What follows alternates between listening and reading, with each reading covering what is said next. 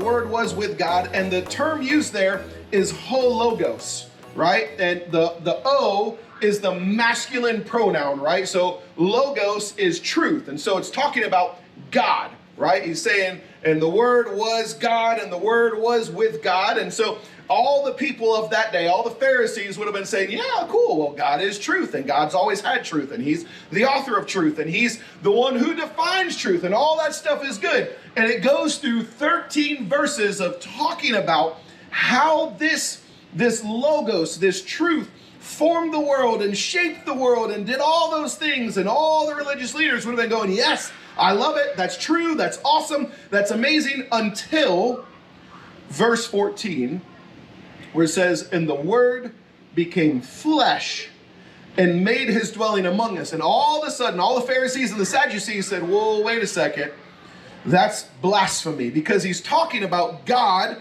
becoming man. And then it goes on in the second half of verse 14, it says, we have seen his glory, the glory of the one and only Son, who came from the Father, full of grace and truth. Full of grace and truth. And so everybody in that day who was reading this would have recognized he's talking about Jesus.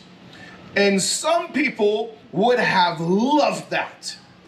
And other people would have been frothing at the mouth, upset because of the blasphemy that they thought it was. Because for God to become truth, to become mankind, would have been for him to lower himself. And if they did that, that means that the guy they crucified because they didn't like him was actually the Son of God. Which, I don't know about you guys, but some days I wake up and I'm like, man, I messed up yesterday. I lost my temper. I lost my child.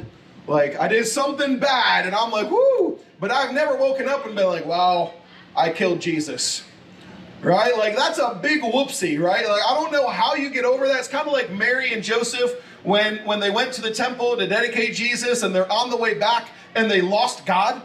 Right? Like, have you ever thought about that? Like, hey, we're on the way back home. We're in the little wagon. We got the donkey pulling us. And we're like, hey, where's the Son of God? And they're like, isn't he with you? I thought you put him in his carrier, right? Like, and then they're like, oh, let's go back. Whoopsie. Nobody noticed except for the Almighty Creator. Same thing here. If they were to accept this, then they would have to accept that the guy that they just killed was the one they're talking about. And so this created massive amounts of waves. And then the second thing that nobody liked is they imagined the second coming of the king, when God came to save their people and to bring them out of poverty, was for him to come as a conquering king on his big horse, with his steed and his sword and all his angels, and set his people free and set their captors, lay them low, and all these things that were going to happen. They didn't want Jesus' grace and truth. They wanted his mighty right hand. But instead, they got a type of salvation that was greater than they ever could have imagined. And as a church, as people, if we were to base everything we do, every interaction, every talk we have, every event that we have, we felt passionate about the idea that it should all start with grace and then lead to truth. Because for years, this one question has plagued me. If Jesus was really the Son of God, and he was really part God and part man, that means that he was the most graceful, but also the most right person in history. He had the most grace and the most truth out of anybody ever. And yet, sinners flocked to him like nothing we have ever seen before that or since then. And so this concept and this idea is that if sinners, aka us, wanted to follow after Jesus and loved him, and the religious folks despised him, but the ones he came to save flocked to him, and our job is to be like him, then how come sinners are not flocking to the church today. If our goal is to be like Christ, but the results of our life don't mimic his, maybe in some lesser form, but at least in the same category, why is that? Why is it that most of the time people don't want to go to church? That people don't trust the church? And there are thousands of reasons. There are tons of examples of megachurch pastors and doing all these crazy things, but there are also just as many good examples of people who are just doing the best they can to get by in church. And one of the things that we've been focusing on during this series, and one of the primary reasons we've been trying to work around and to educate ourselves out of, is that most of the time, we miss the idea that it's grace and truth. We get one or the other. We get part of the pie, but not the whole thing. And so when we only have one of these two approaches, the gospel falls short because it's meant to be combined together. We're either fully focused on grace or we're fully focused on truth, when in reality, those two are meant to be delivered as a package. Here at Passion, we are completely sold out on doing whatever it takes to reach those far from God.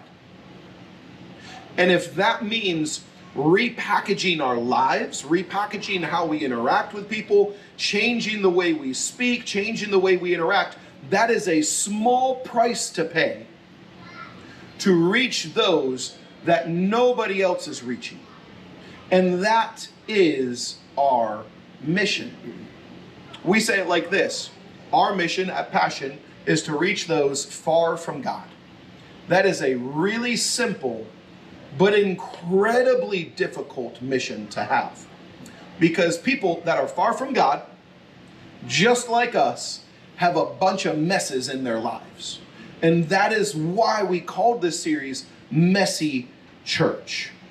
And today, I want to frame out in a very frank, very open, very honest way how we are going to do our best to bridge that gap.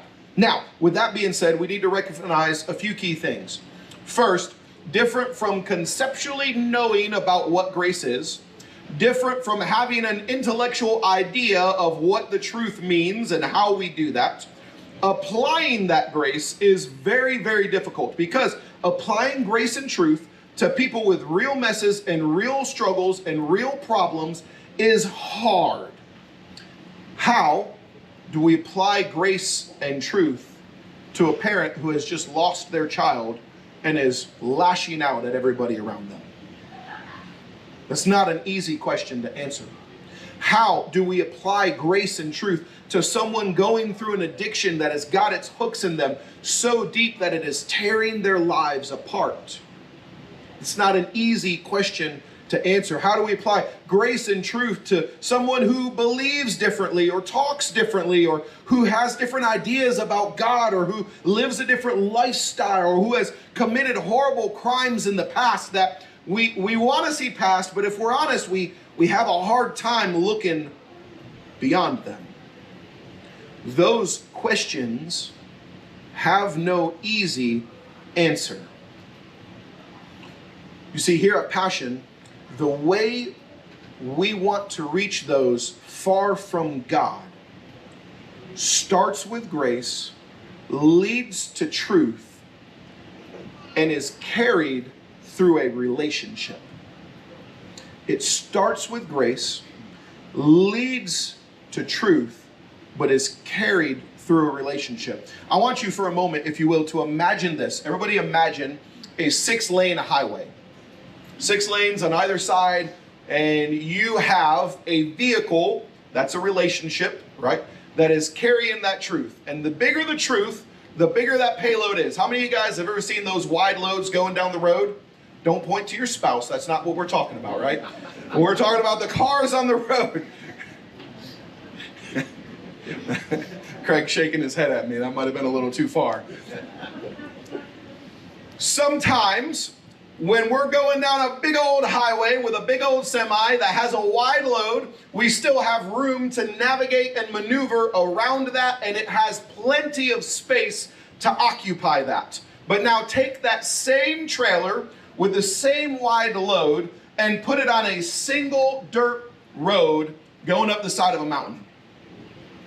All of a sudden, it becomes much, much more difficult for that package to be delivered. If that package is truth and the road it's delivered on is our relationship, the bigger the truth, the stronger and wider the relationship has to be. And so if I'm here and I'm doing this stuff and I'm living my life and I'm doing my thing, and somebody walks up to me in Walmart and says, blah, and it's awful and it's evil and I'm horrible and all these things, whether it's true or not, if I don't know them, am I going to pay any attention? However, if Johnny, who's been my friend for over a decade, who's in my small group, who's a leader at Passion Church, who has been shoulder to shoulder with me, serving and having fun and building a relationship and making hard decisions with, comes to me and says, Josh, man, I want to talk to you about this. Which one am I going to listen to? Johnny, right? Here at Passion, we do everything to deliver grace and truth to everybody involved, and the method of transport is relationships. It looks like breaking bread with folks. In my situation, it looks like breaking chopsticks with folks for sushi. Maybe it looks like going over to somebody's house and watching a football game or a basketball game or a UFC fight. Maybe it looks like having coffee with that person. Maybe it looks like a phone call or a hospital trip or a day that you go help them do yard work that they just can't handle. But it's all about relationships and building more of them. That's why small groups is one of the backbones of everything we do here, because we want everyone to be connected with someone. Because already, guys, we have about 180-ish people involved in Passion Church. That's pretty awesome. Josh, y'all clap for that. Josh has the mental capacity for about 3 names. And if you've been here and I've had to ask your name 17 times, I blame it on boxing. That's my story. I'm sticking to it, right? My mama told me, but I didn't listen, right? I don't have a capacity to have a deep, in-depth relationship with every single person. Now, I will be everywhere I can. I will know everybody I possibly can. I will do everything that is humanly possible, but the deep relationships, the ones who come to me and say, hey, Josh, so-and-so is having a hard time, or hey, Josh, this person just lost a loved one, or hey, Josh, this person is in the hospital and needs a visit. Those are relationships that need to be formed out there. At a coffee shop, at a restaurant, inside homes, watching a game, watching your favorite sport, crocheting. I don't know how to do it, but some of y'all do, I'm sure, right? Like, whatever it is that you do, that's how we build the relationship. Maybe it's being a parent. Some of you guys in here are amazing parents. And we have other people who would love to be parents right next to you and have a family group and let the kids go wild in the background and wear earplugs and tune them out, right? Whatever that is, right? How we build those relationships is fluid and we hold it loosely. But what we do with those relationships is lead others and ourselves to grace and truth. Grace and truth. Now, one of the ways we do that here at Passion Church is through service. We encourage everybody to serve. Our motto here is everyone serves, the mature lead. Now, this is a little bit controversial, so we want to talk about that for a moment. There is no biblical requirement for how spiritually mature you have to be to serve coffee. Now, coffee, I'm sure, is talked about in the Bible because it's amazing, and the Bible knows all the amazing stuff, right? But there's no biblical requirement to hold the front door open or to mow the yard or to clean the church. There are very clear biblical requirements for elders and for lead pastors and so on and so forth. But there are a lot of positions that have no requirements associated with them, and we want everybody to serve. That means each and every one of you. Don't look at your partner next to you. Don't look at the person sitting behind you or in front of you like, oh yeah, Janet really needs to serve. Like, whew, she needs some Jesus in her life, right? Like, what I'm talking about is the butt that's sitting in your chair. You need to serve. Whether your life is together or not. When somebody comes in, there is no minimum time requirement for them to get involved. If Tom comes in the first day and says, Josh, I love everybody. The pastor's good looking. He's really smart, highly intelligent. And I say, well, Tom, thank you so much. I appreciate that. And he says, how do I get involved? We'll start him next Sunday because everybody serves. Now, the controversial part is Josh is not the police of the lifestyle of people who serve. That means if Tom comes in and Tom's an alcoholic, he can still serve. If Tom's addicted to drugs, man, we want him to serve a lot. If Tom has an alternative sexual lifestyle, come serve. If Tom dresses funny, you know what? The 70s were in style once, come serve. You know what I mean? We don't care about their current lifestyle. What we care about is getting them around other people who are mature and who through a relationship can show them grace and lead them to the truth. Yeah. Show them grace, lead them to truth. I had a conversation earlier this week with somebody who was talking about how they never felt welcomed in church. Now, this particular person lives a very different lifestyle, right? They're just a bit of an odd duck, and they recognize that they're a bit of an odd duck.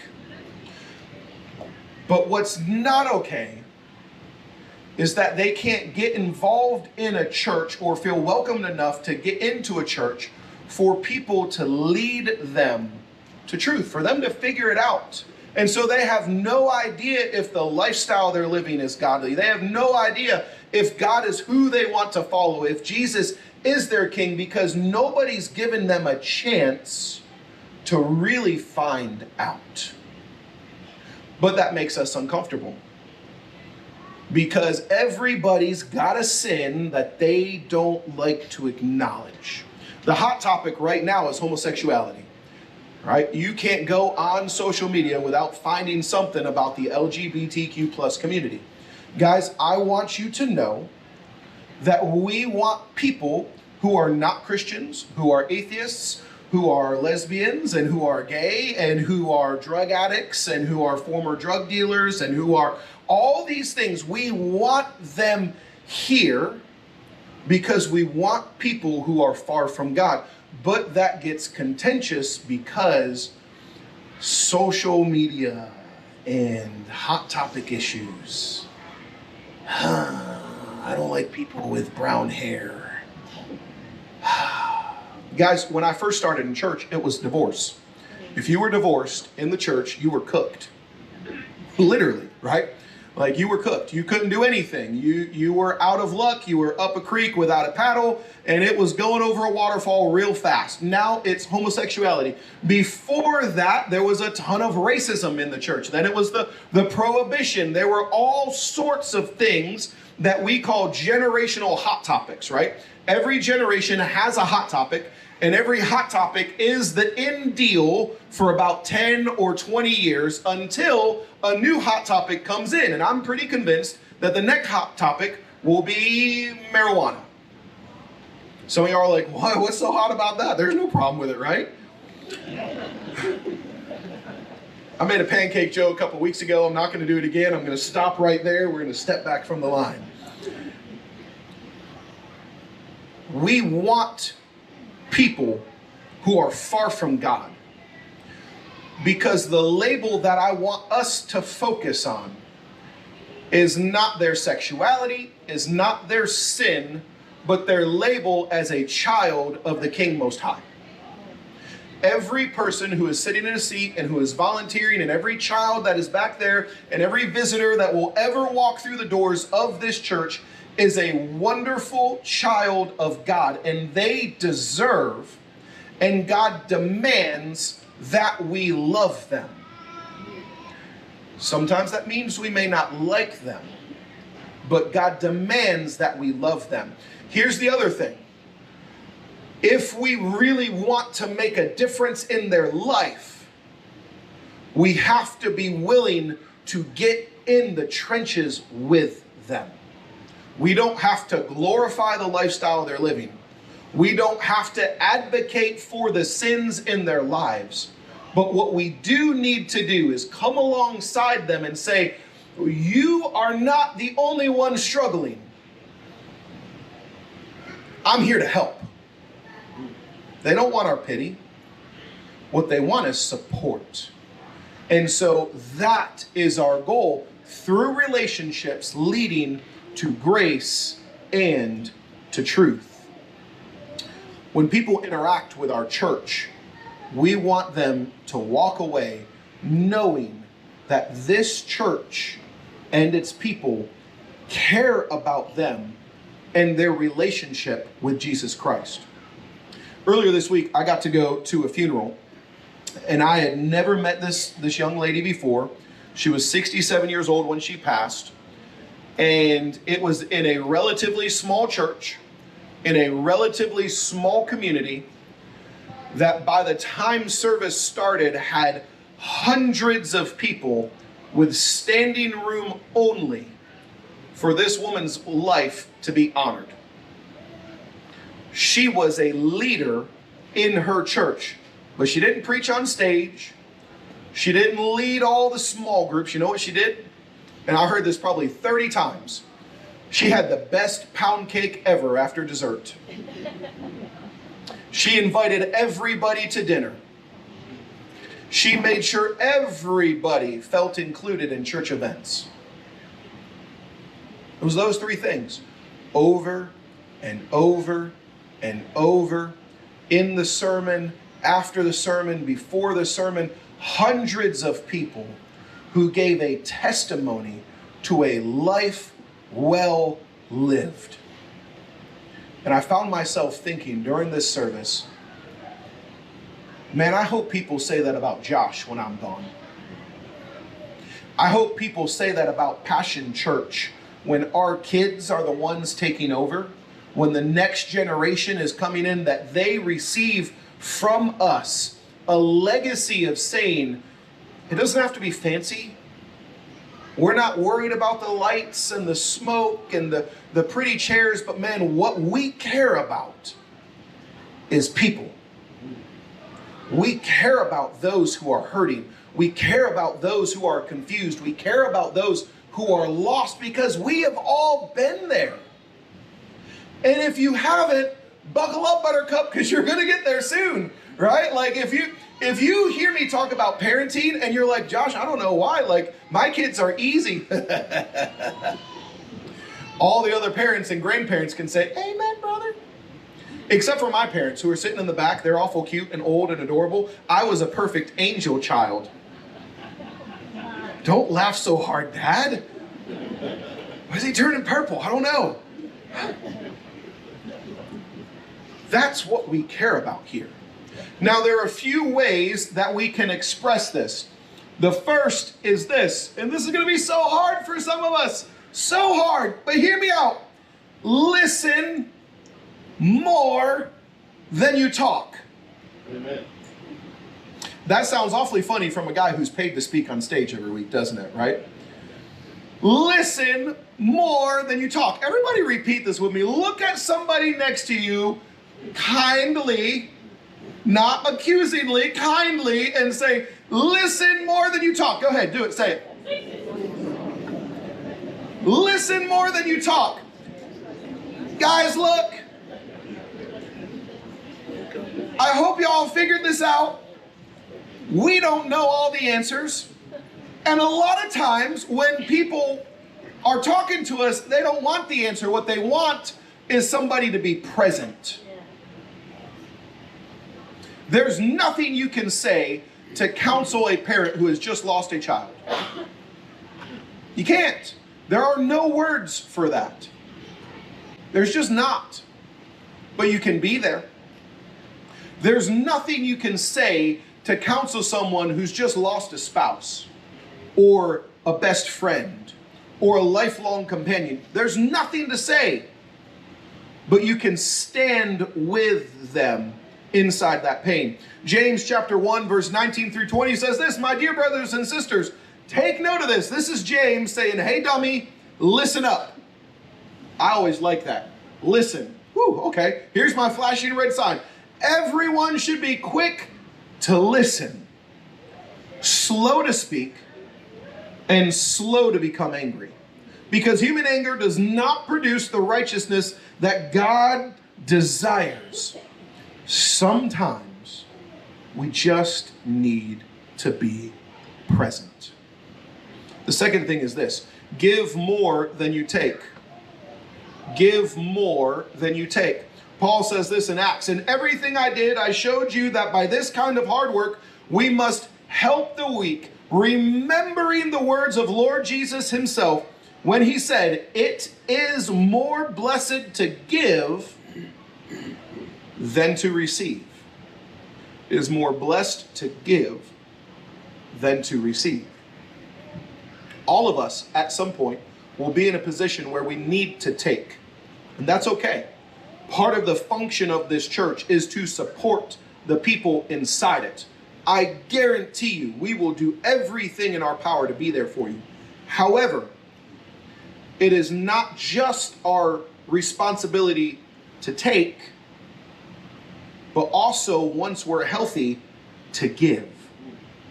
Our responsibility to help. Because one day when Josh is down and Marshall's there for Josh, then when I'm up and Marshall's down, now I can return that favor. This is a family who's meant to... I just squished Jesus. This is it's a communion cup. It's not actually Jesus, right?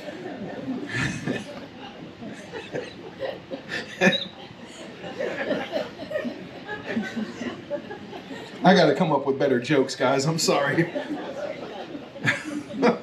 It just popped out. Give more than you take. We're going to move on to the next point. Encourage more than you tear down. Look at somebody next to you and say, be nice. Say it louder. Say it louder. You've got to be nice. Right? Look, I can go to Johnny and say, Johnny, you're a moron. Or I can go to Johnny and say, hey, Johnny, we can work on decision-making skills. They both say the same thing, but they're not said in the same way, right? We need to be nice. It's not hard. Well, let me take that back. It doesn't take much time. It might be hard, but it is worthwhile. Hebrews 10:24 says this, and let us consider how we may spur one another on towards love and good deeds, not towards depression and self-misery, right? Not giving up meeting together as some are in the habit of doing, but encouraging one another. And all the more as you see the day approaching. In other words, what he's saying here is the world is cray-cray and we need support. So everybody else is doing a great job of tearing us down. Let's just be nice. Let's build each other up. Man, if I get torn down at work and I get torn down at home and I get torn down in Walmart and I get torn down everywhere and then I come to church and I get torn down again, what good is it doing to build me up? We're here to edify each other. Even Carolina fans. Even Carolina fans. The last one is this. Take time. Take time. Take time to listen. Take time to be present. Take time to just talk, to be in the moment. Taking time with someone does not look like sitting down at the table and being on my phone the whole time. Taking time with someone means that they are my priority for the next 30 minutes, 20 minutes, hour, whatever that is. Be present, because people will notice. There's a recent study that came out talking about, even though we have the most tools in the history of the known world to connect, we are the most isolated and disconnected generation that we have potentially ever seen. We have social media, we have internet, we have mail. Snail mail is this thing, it's an envelope that you put a stamp on for those of you young people, right? Like it still exists, right? We have text messages, we have cell phone, we have phones to call people implanted inside our pocket, where if it's missing, we have a panic attack, right? Like, have y'all ever forgot your phone recently where you're like, I don't know, Marshall, help me, like my phone is gone. Like, we're the most connected generation ever, and yet we feel so isolated. Take time to be present with people. So as Gabby comes back up to play our final song, I want to end with this challenge as we go into a time of communion. Can somebody bring me another communion cup? Thank you, Adam. No matter what Gabby says about you, you're a gentleman and a scholar. A couple weeks ago, we gave a challenge to get our one. That was the one person that we are going to pray for every single day. They're not connected to a church. Maybe they don't know God at all. They're not in a relationship with Him, and they want to figure that out. We're raising some Pentecostals in the back. That's good. Excited for Jesus. We had a challenge to get our one, to write them down and start praying about them every single day. Praying for their health, praying for their decisions, praying for their families, praying for their friendships and their jobs, just every aspect of their life for just 5 to 10 minutes. Today we want to add on to that. Take that same person, and I want to challenge each of us to find ways to identify what it is that we're good at. How is it that we connect with people? Is it eating with them? Is it talking with them? Is it acts of kindness? Is it service? Whatever that is that you do to connect with others. And figure out ways that you can serve that person. And I want you to write it down. And then next Sunday, I want you to bring that list back in here. Because what we're going to do at the end is we're going to have some discussion. Oh, Lord, you're going to have to talk with somebody. Marsha, if we have like 12 people here next week, we know what happened. And we're going to talk about and brainstorm with each other after service how we can reach people around us. Nothing fancy, nothing crazy, but how we can get there.